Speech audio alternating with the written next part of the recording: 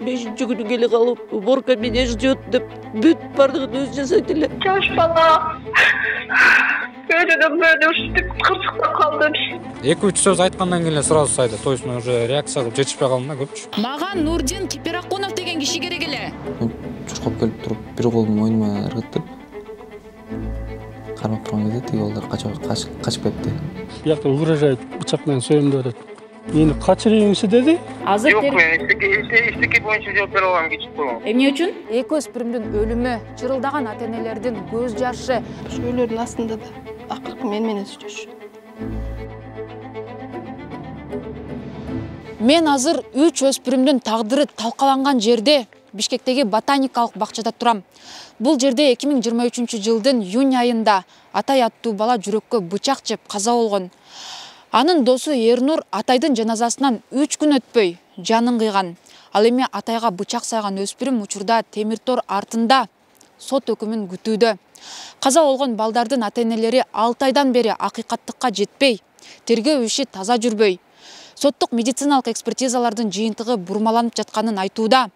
Бул каргашалуу окуянын чоо жайын тактаганга аракет кылдык. Сиз медиа хабты көрүп жатасыз. Мен аты жөнүм Асель Шамилова. Саламатсызбы? Өспүрүм балдар Атай менен Эрнур 2023 жылдын жайында өмүрү менен кош айтышкан. 17 жаштагы Атай Ниязбек уулу 9 июнда Бишкектеги ботаникалык бакта жүрөгүнө бычак жеп, ооруканада жан берген.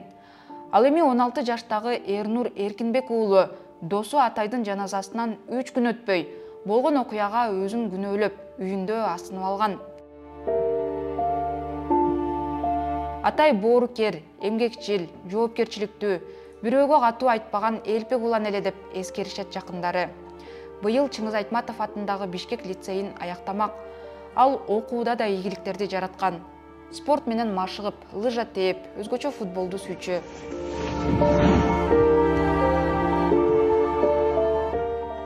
Бирге чыкканда Атай 4-үндө чыккан, анан 8-inde папабыз площадька тияка бияка барып эмете берчү да. Садикке жаңы барганда анан фотограф келип атпай, биринчи күнүнөн ыйлап түшүп атпайбы. Атайдын кийимдерин тийген жокпуз. Ошо ойдон эле жапжаң ойдон эле. Монун сүрөтү бар мо үйдө. Кийип өлөрүнө 3 күн калганда.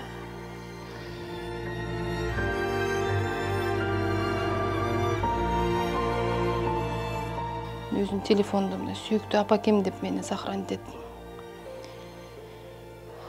этти. Бир жаман айтты, бир айтышы, бир жаным кандайсың, как дела, жакшы жүр, жакшы окуу, я люблю тебя, солнышко. Аман бол алтыным, жакшы окуу, жайга өтүп жолуң ачык болсун, жүрөгүңдө иман болсун. Люблю тебя, какой ты есть, алтыным, берекем, ырыскым, байлыгым деп үчөөнү ат коюп койгом, кызымды берекем. Атайды ырыскым, бакайым, байлыгым депчи. Атай аябай ырыстуу бала болчу өзү негизи.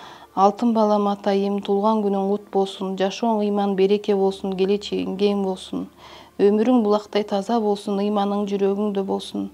Ата-энең аман болсун, дүйнөдөгү эң таза адамдардан сен болгон деп мен жибергем таң атпай. Өлөрдүн астында да акыркы менен сүйлөшүшөт. Өлөрүнө 20 мүнөт калганда сүйлөшкөн окшойт.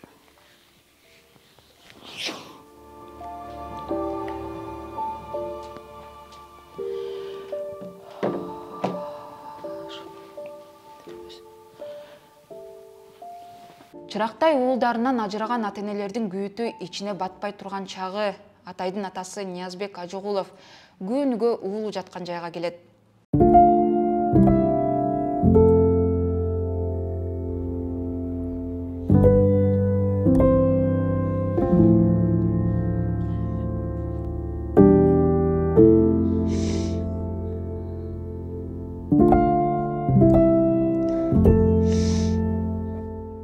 Күнүгө эртең менен же кечкисин шам намазга чейин келип туруп ушул жака келем. Башка эмне кылабыз? Башка арга жок, эчтеке арга жок.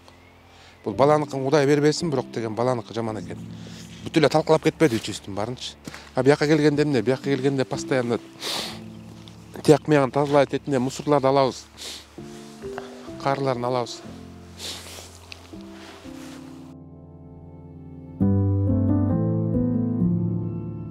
Атай жаш болсо дагы бизнестеги биринчи кадамдарын жасап, Кореядан телефон алып келип сатып, унаа сатып, ата-энесине кол кабыш кылып жүргөн. Былтыр апрель айында эле атай апасына унаа белек кылган.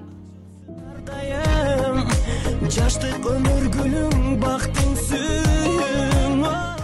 Папа мамама быйым алып берели тиги бу деп заказ кылып, өзү заказ кылып иштейт да. Папасы контролдоп акча берип турчу, бирок өзү сатып алып иштеп. Мамам ошондой айдасын деп мага 40 жашымда подарка кылып телефон. Мама эч ким Samsung көтөрбөйт ба, папасы мага алып берген жакшы телефон. Аны болду, бир элдер iPhone'го өтүп калган деп, акыркы подаркалары калды, эстелик болчу. Атай деген бул Кудайдан келген бала экен да мен үчүнчү. Мен сыймыктанчымын. Мен досум да болчу, балам да болчу, ушул жашка чыгып мына башына чирткен эмесмин. Унутулбайт бул балачы.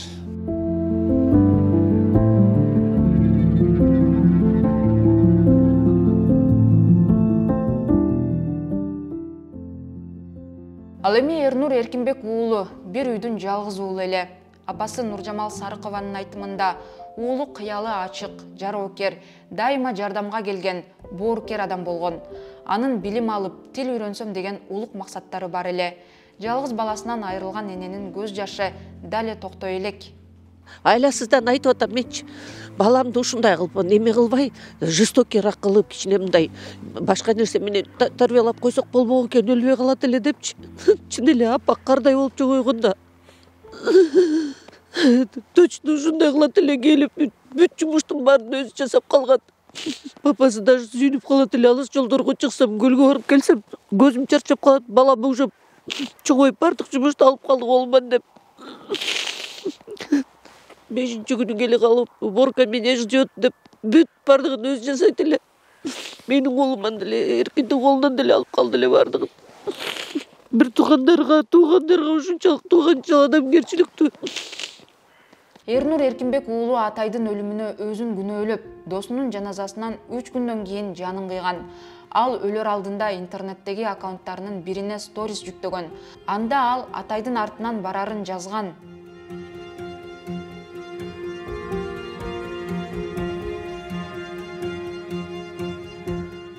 Максаттар аябай чоң болчу.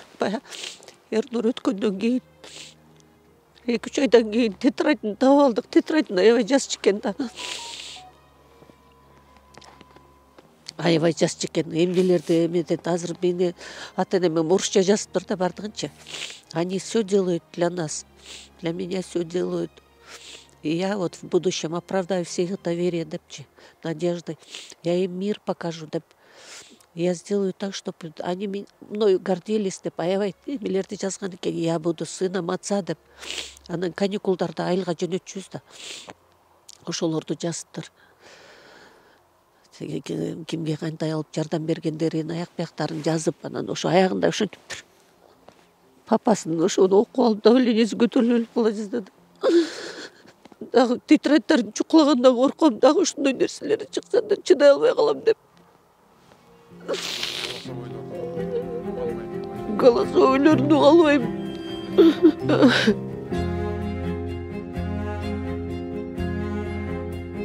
Эрнурдун апасынын айтымында балдардын өлүмүнө алып келген окуя башы март айында WhatsApp группаларда башталган. Учурда иш сотто каралып жатканына жана чечим чыга электигине байланыштуу балдардын аты жөнүн толук ачыктай албайбыз. Андыктан алардын аттары өзгөртүлдү. Алгач Кара Балта шаарындагы Түрк лицейи менен Бишкек лицейинин окуучуларынын ортосунда чыр чыккан. Кийин балдар жекеме-жеке дагы мушташкан. Анда Эрнур жекеме-жекеге чыккан Умар аттуу жигитти жыгып, бул учур видеого тартылып, TikTokко жарыяланып кеткен. Видео өчүрүлүп кеткендиктен таба албадык. Нуржамал Сарыкованын айтымында мындан улам Эрнурдан жыгылган балдар өчөшүп, алар кайра-кайра баласын дагы мушташка чакыра башташкан. Ошентип 9-июнда Бишкектеги ботаникалык бакта балдар чогулуп, Эрнур Эркинбек уулун Умар чакырып, анда Эрнур таяк жеген. Ошондо Эрнур досу Атайды жардамга чакырган. Получается, Эрнурга өчөшүп калган эки бала уюштуруп атпайбы?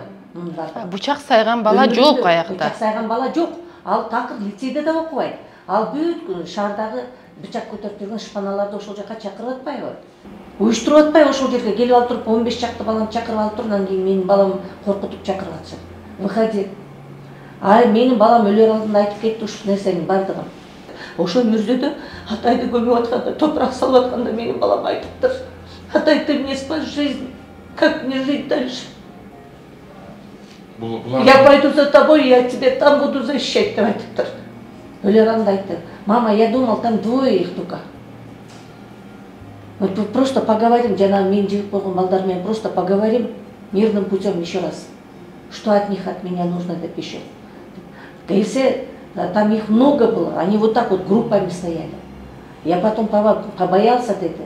Мен Атайды чакырдым деди. Мы просто хотели уйти спокойно. Хотели уйти, артынан келип туруп, жана со свистом побежали за ними, барып туруп затылыкка тээп, чыгытып баламды. Анан ошондо Атайга звонить атпайбы. Я пришел один, а их много, оказывается. Сможешь приехать ты? А он сразу приехал.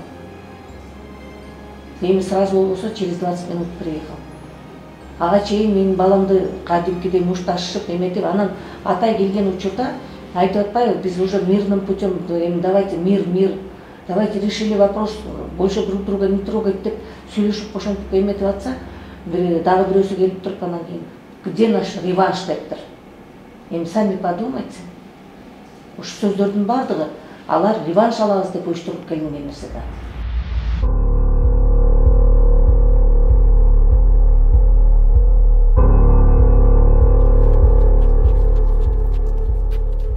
Ооруканада Атайды куткарып кала алышкан жок. Ал 10-июндун таңында үзүлгөн. Биз каргашалуу окуя болгон жерге барып, күбө болгон ботаникалык бактын кароолчусу менен сүйлөштүк.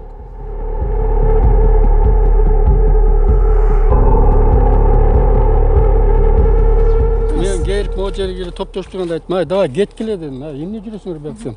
Байке азыр баттеле кетебиз деп элеметишти.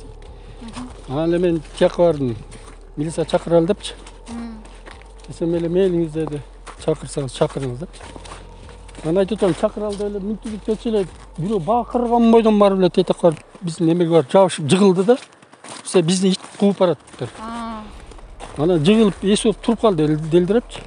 Эмне десем, байке мени биякта угрожает, бычак менен союм деп. Мени качырыңызчы деди. Анан мен тетик жакта тинде жол бар. Ушуну алып барып тетик забордон, забор тартып. Ошол жерден ушундакта секирип кет дедим. Анан аны кетирип эле келгенче эле бул жерде жашаган бала чалып калды. Байке, скорый чакырыңыз. Милиция чакырыңыз депчи. Ал каяктан келет? Могу жерден уже көрүп калыптыр да, могу жерден сай экенчи. Дал ушул жерде болду, окуя? Мына могу жерден болду.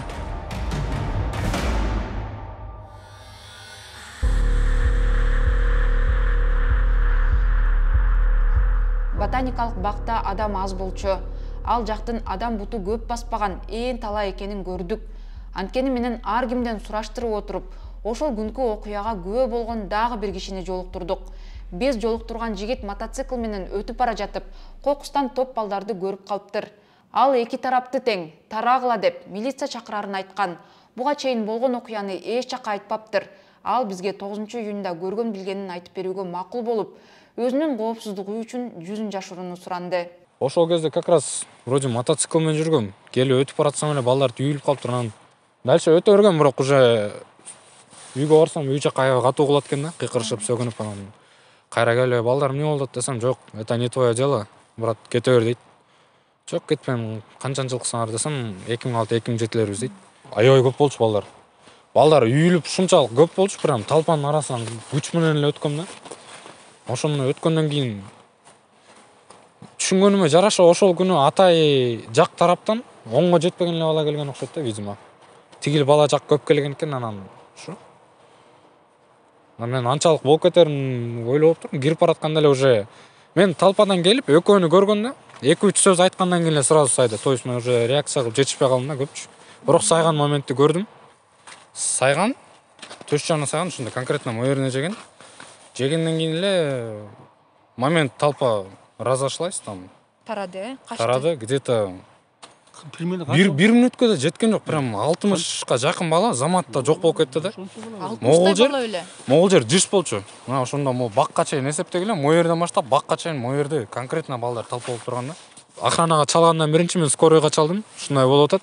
Срочно келе алгыла, прям алдына келгиле. Аларга чалгандан кийин милицияга кабарладык. Ушундай сайышып кетишти балдар. Балдар оперлер келди, где-то 15 мүнөттөн кийин уже тигини жүктөп кеткенден кийин. Биз болсо балдар болуп көтөрүп бардык. 3 тосор болчу, анан мен 4 жагынан карма алып көтөрүп бардык. Ошо оозунан ар кандай суулар чыгып эметип атты. Атай жаман кыйналды да, мояктан заборго чейин көтөрүп барыш. Уже баягы откольчикага жатып калган адам көтөрүш кыйын болот экен.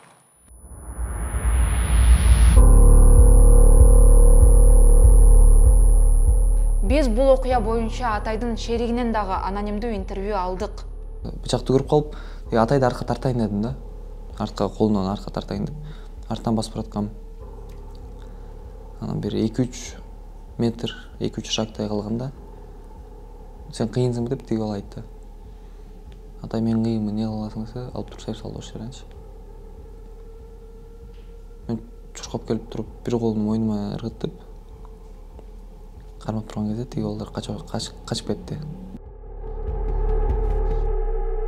Бул иш алгач Октябрь райондук милициясына түшкөн. Кылмышка шектүү катары 2007-жылы туулган Расул аттуу улан кармалып, Чүй облусундагы номер 14-өспүрүмдөр абагына камакка алынган.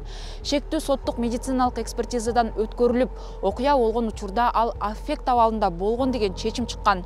Бул чечимге Атайдын ата-энеси нааразы болуп, башкы прокуратурага кайрылган. Ал эми Октябрь райондук милициясы Эрнур Эркинбек уулун өзүн өзү өлтүрдү деген жыйынтык менен 13-июлда эле ишин жапкан. Жабыркаган ата-энелер барбаган жерибиз, какпаган эшигибиз калбады дешет. Айласы кеткенде пресс жыйындарды уюштуруп, президент Садыр Жапаровго, Улуттук коопсуздук мамлекеттик комитетинин төрагасы Камчыбек Ташиевке дагы бир нече жолу кайрылуу жасашкан. Балдардын классташтары дагы пикет уюштурушкан. Ата-энелердин айтымында ортодо тергөөчүлөр алмашып, иш болушунча бурмаланып, тергөө иши таза жүргөн эмес. Дос баласы бүт показания берди. Келген мага бычакты көрсөткөн, момдай бычак болчу, покажы кандай эле десе, кара кишинин сүрөтү бар депчи. Туалетке ыргыткан, туалетке түшүп кеткен деп биринчи показанияда ошону жазып берет. Анан кийин башка показания уже опытный болуп калды буларчы. Адвокат дегенде баштады дегенде. Үчүнчү показания не помню, жиндүү болуп калдым, я в состоянии аффекта был, көзүм караңгылап жерден таш алып, колума бирденке тийди, ошо мен сайбедим деп.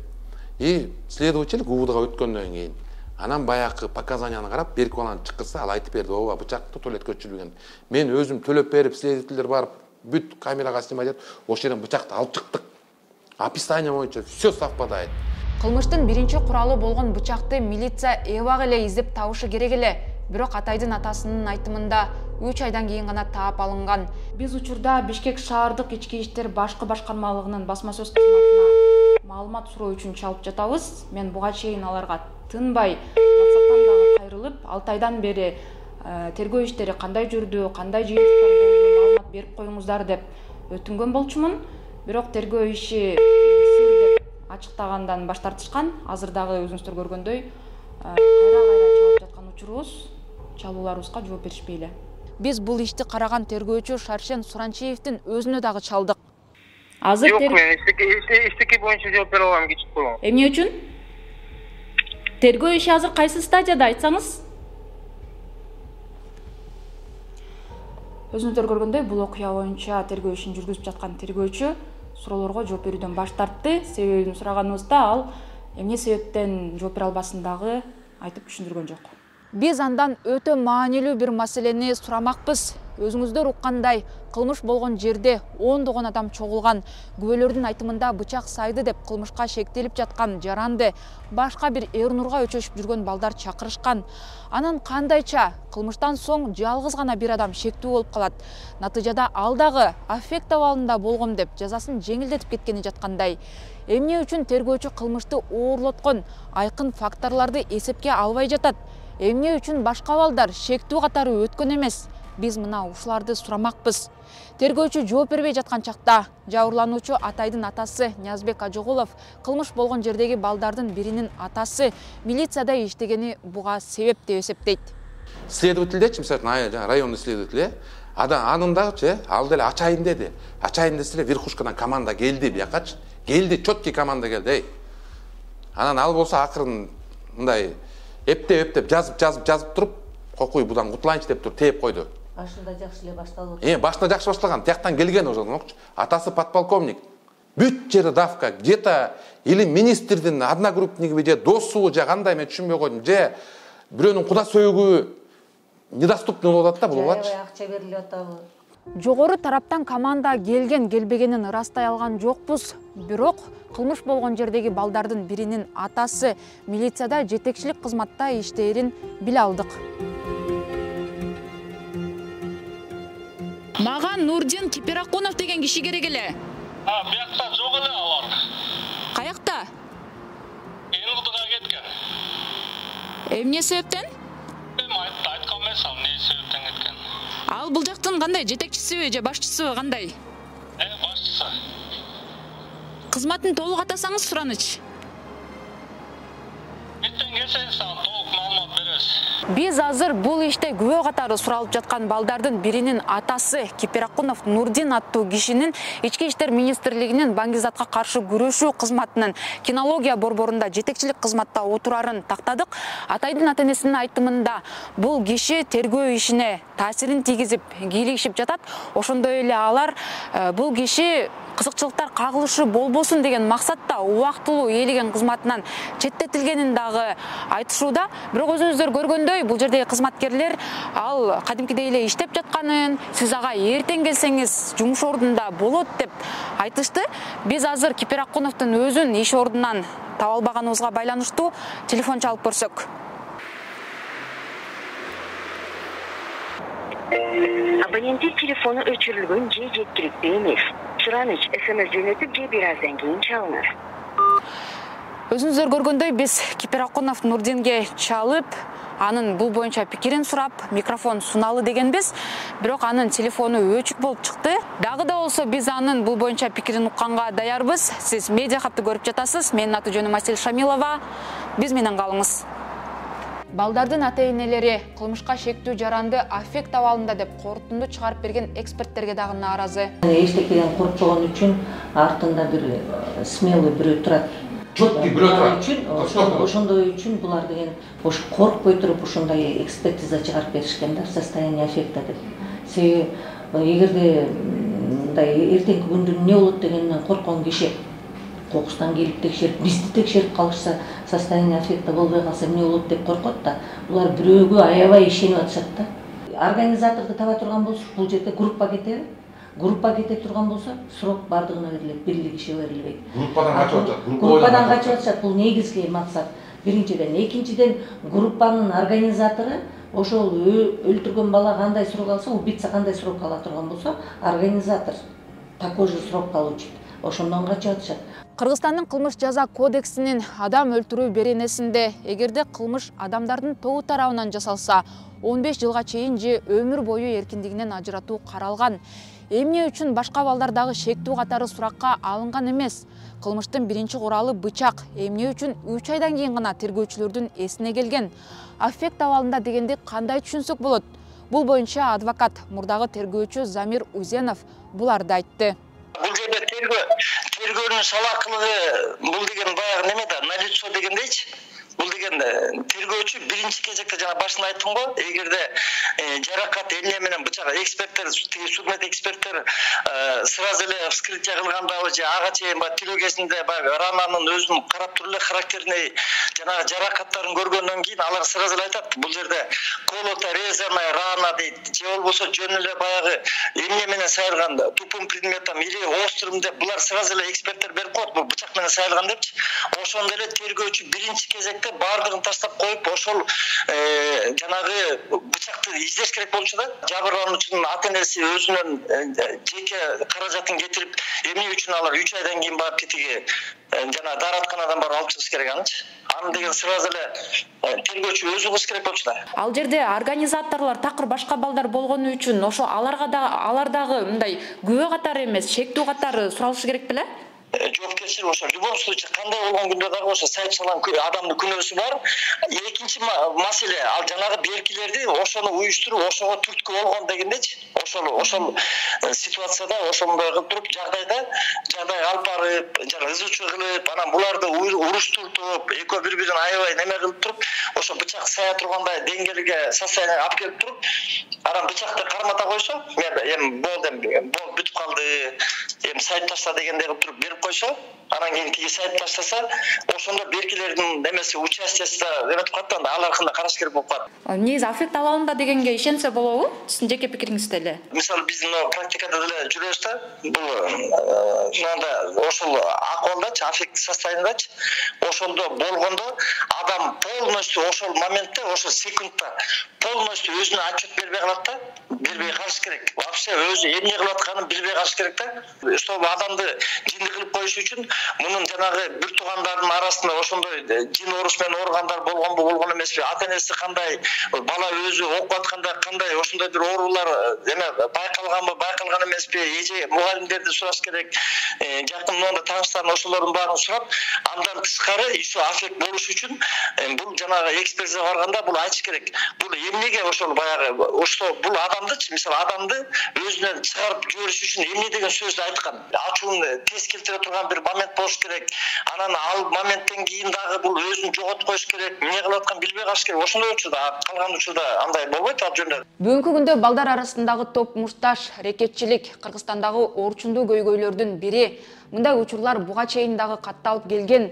Өспүрүмдөр арасында акча опузалап же коркутуп, бири-бирин уруп сабаган, керек болсо өлтүрүп койгон, үрөй учурган жаңылыктарды мал менен көрүүгө болот. Былтыр Бишкек шаардык мэриясы мектеп окуучуларынын арасында топтошуп мушташуу, рекетчилик көбөйгөнүн билдирген. Биз кылмышка шектелип жаткан өспүрүмдүн дагы сурактай берген көрсөтмөсүн окудук. Ал күнөөсүн мойнуна алып, болгон окуяга өкүнүп жатканын билдирген.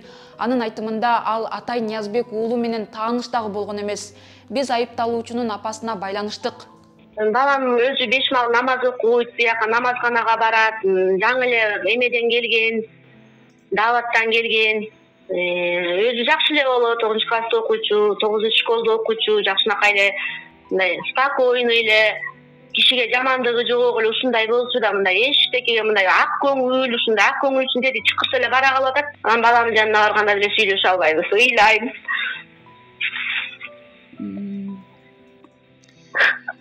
Эдеби байкушту жаратып турбай балам. Жаш бала. Өйдөн мөөнө ушинтип кырсыктап калды, биз эле түш көрсөк түшүбүзгө келбеген нерсе болуп кетти. Баламды ойлогонго 1 мүнөт убактым жок. Чоң кыз күн эле ыйлайм. Бүгүн ар кайсысы ойлойт. Конечно, күнөөлүүбүз. Атайга дагы жалкам. Алар да сындап атат. Анын атасын ойлоп ыйлайм. Атайды ойлоп ыйлайм. Кая өз баламдын тетиякта отурганын ойлойм. Негизи балаңыз буга чейин бир мушташтарга ушундай катышып жүргөн эмес? Жок, катышкан да эмес. Мына Кудай турбайбы, өтүм турат, мен өзүм намаз окуп атам алтыным. Дейле мынтип катышып, мынтип бар бала менен мушташкан жан эмес. Негизи бул окуя Кыргызстандагы жалгыз эле учур эмес. Интернеттен карап, мындай мушташтардан майып болуп калган, керек болсо өмүрүнөн айрылган, мындан башка ондогон учурларды кезиктирдик. А бул иликтөөнү жасаш бизге абдан оор болду. Бул жердеги эки өспүрүмдүн өлүмү, чырылдаган ата-энелердин көз жашы бир топ ойго салды.